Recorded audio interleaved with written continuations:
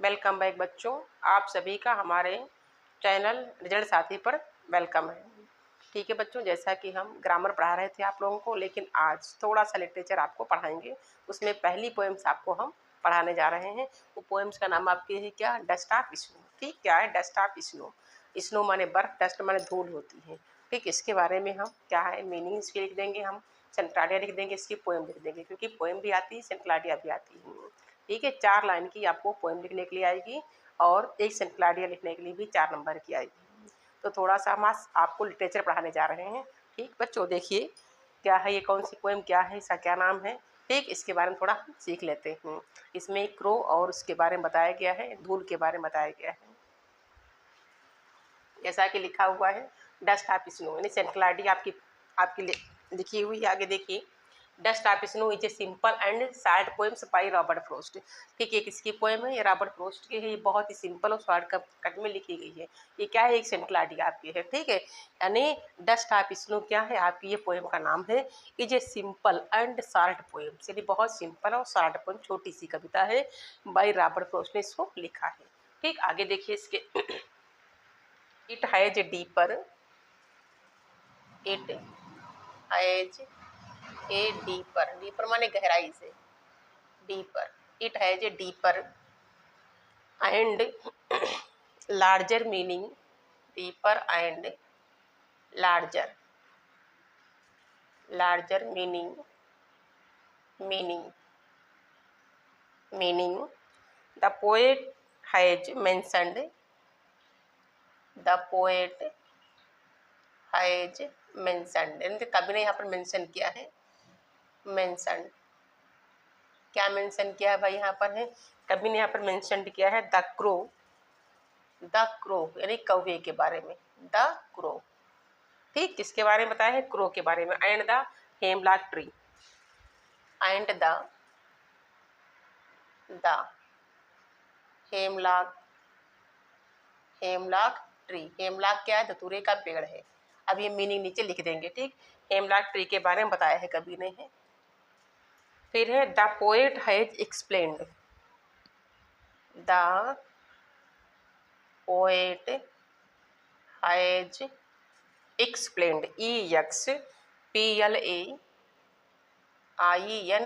Explain means व्याख्या करना, यानी कवि ने व्याख्या की है कि हाउ एन एक्ट, हाउ मीनी कैसे, हाउ एन एक्ट हमें कैसे कार्य करना चाहिए, act. As pretty, as pretty माने सुंदर होता है, प्रेटी। ठीक, PRETTY, pretty. As experiencing, as expressing, PE experience होता है, EXPERIENCE,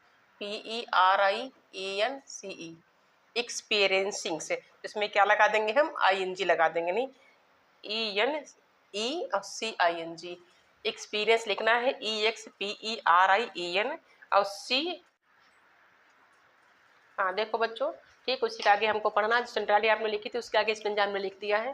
क्या लिखा है? स्पेंजा लिखा है, देखो, has given my heart a change of mood and shaped some part of a day I had rued. ठीक है, स्टेंजा आपका है और स्टेंजा में क्या है? इसमें क्वेश्चन आंसर आपके आते हैं, पूछे जाते हैं, क्वेश्चन आंसर हैं। और ठीक है, तो ये क्या लिखा है कि हैज गिवन माई हार्ट, मतलब मेरे हृदय को चेंज कर दिया। क्या चेंज कर दिया? किसने चेंज कर दिया है? आज चेंज ऑफ मूड, हमारे मूड को, हमारी मनस्थिति को परिवर्तित कर दिया है। किसने परिवर्तित कर दिया है? एंड शेप्ड सम पार्ट, किसने? मतलब कार्य को है, क्योंकि जो हम कार्य करते हैं तो कार्य जो होता है 2 प्रकार का होता है, एक बोरिंग वाला कार्य होता है, एक इंटरेस्टिंग कार्य होता है। जब इंटरेस्टिंग कार्य करते हैं तो समय हमारा बच जाता है।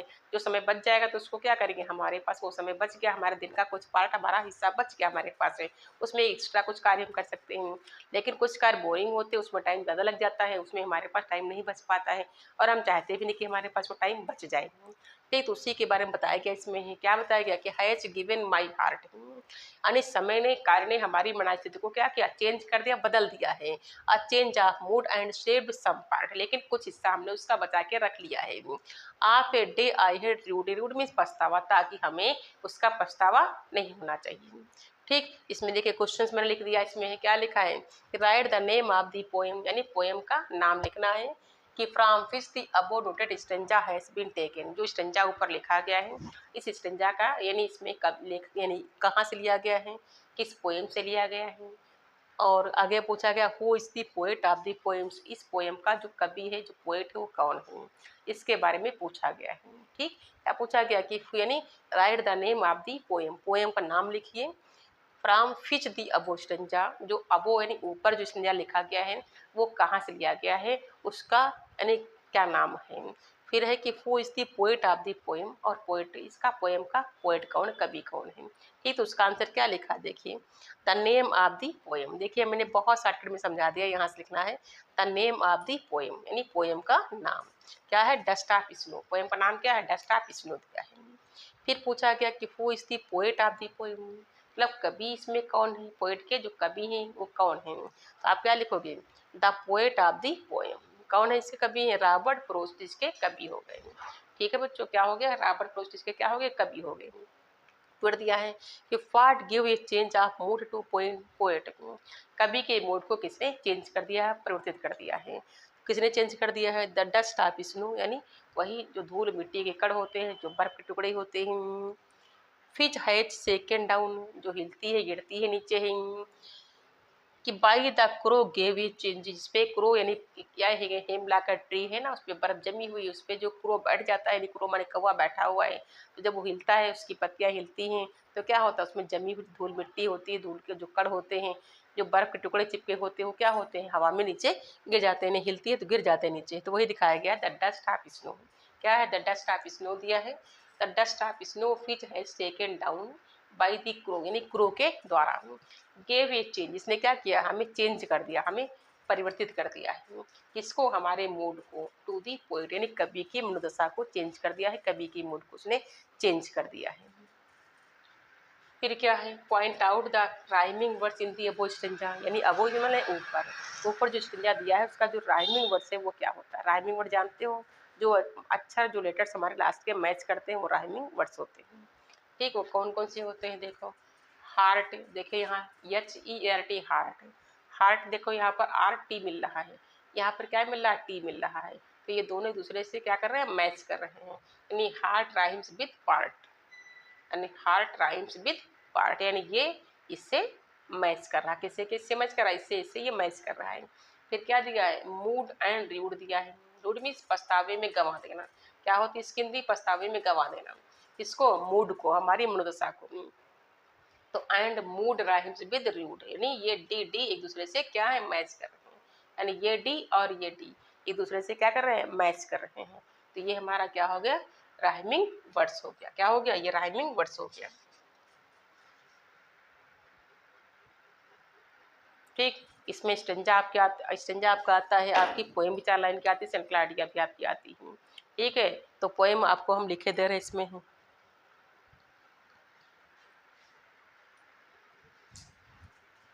ठीक है बच्चों, अब देखिए हम 4 लाइन की पोएम्स लिखे दे रहे हैं, ठीक है, और उस पोएम को याद कर लीजिएगा, सेंट्रलाडिया plus poem stanza.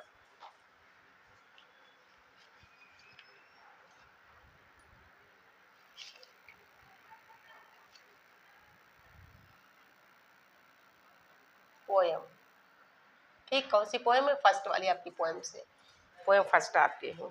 The way a crow, the way a crow, the way a crow shook down on me, shook down on me, and dust of snow, and dust of snow from a hemlock tree, from a hemlock tree। ठीक बच्चों, 4 line की poem हमने लिख दी है, ठीक, कई line की लिख दी, 4 लाइन की पोएम्स लिख दी है, इसको याद करना पोएम्स को है। क्या लिखा है, the way a crow shook down on me and dust of snow from a hemlock tree. ठीक, और इसकी सारी मीनिंग्स देखो लिखे दे रहे हैं। वे माने क्या होता है, डिफिकल्ट मीनिंग देखिए,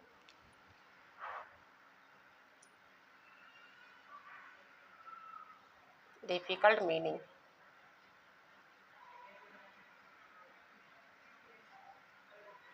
वे, वे माने होता है मैनर, तरीका होता है, तरीका। SSS सुगडाउन मैंने हिलाया, हिलाया। ठीक, डस्ट माने धूल होती है, स्नो माने बर्फ, बर्फ। हेमलॉक, धतूरा। ठीक बच्चों, नोट कर लीजिएगा। ठीक बच्चों, इसको नोट कर लीजिए, इसको याद कर लीजिएगा। थैंक्स।